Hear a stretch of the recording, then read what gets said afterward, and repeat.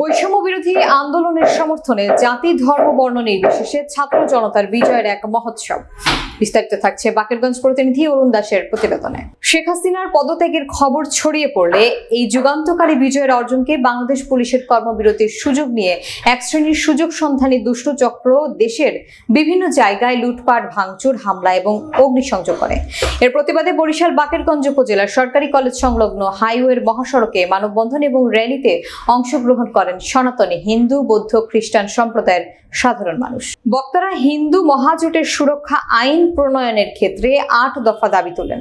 পাশাপাশি দেশের ক্রান্তি লগ্নের সংখ্যালঘুদের জানমাল এবং আইন শৃঙ্খলা রক্ষায় সেনাবাহিনী প্রধান ওয়াকারুজ্জামানের গুরুত্বপূর্ণ ভূমিকা পালনের জন্য প্রশংসা করেন। এছাড়াও বাংলাদেশের সংখ্যালঘু হিন্দু, বৌদ্ধ, খ্রিস্টান সম্প্রদায়ের সাধারণ মানুষ অন্তর্বর্তীকালীন সরকারের প্রধান উপদেষ্টা ডক্টর মোহাম্মদ ইউনূস সহ সকল উপদেষ্টা পরিষদের সদস্যকে আন্তরিক শুভেচ্ছা এবং অভিনন্দন জানান।